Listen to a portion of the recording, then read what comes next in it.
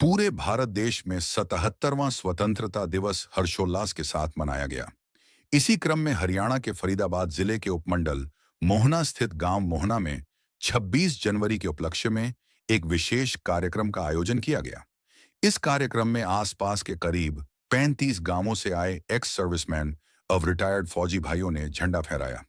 राष्ट्रगान के बाद सभी पूर्व सैनिकों ने अपने अपने विचार साझा किए। पूर्व सैनिकों ने बताया कि जब भारत पाकिस्तान के बीच युद्ध हुआ था, तब उन्हें घर से वापस बुलाकर युद्ध में शामिल किया गया था और उन्होंने देश के लिए जंग लड़ी।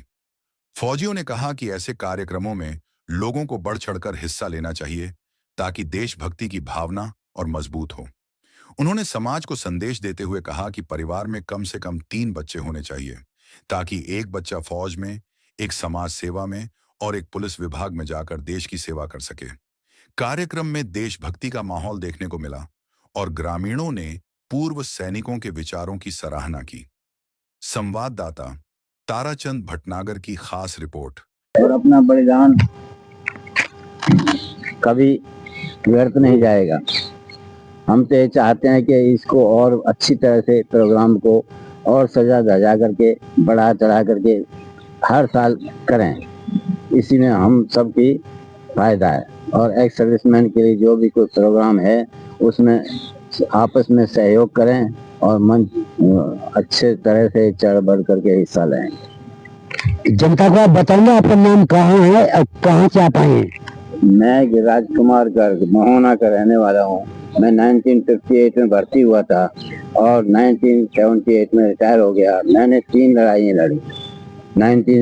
ये एक बहुत ही बड़ी बात है।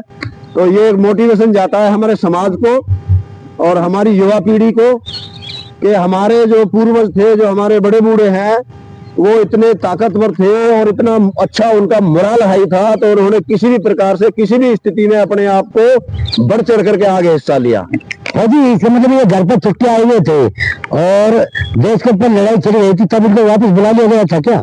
जी साहब, ये हमारे बहुत ही सबसे बुजुर्ग हमारे जो है रिटायरमेंट फौजी साहब है मोहना गांव के।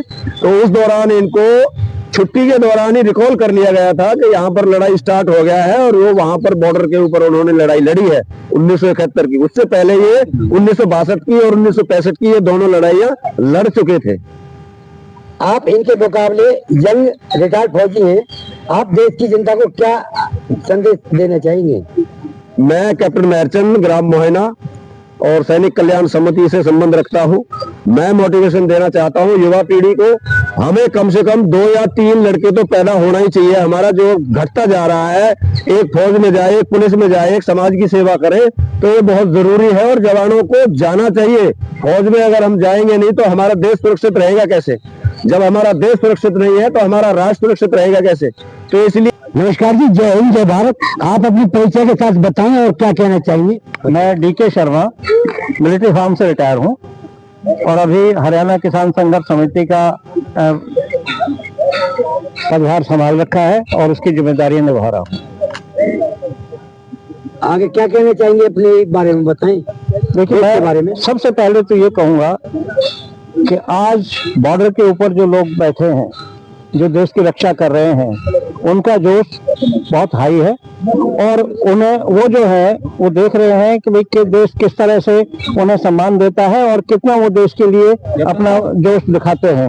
लेकिन आज के टाइम में यदि आप यहाँ देख रहे हो चारों तरफ, तो हमारे जो रिटायर्ड फौजी हैं,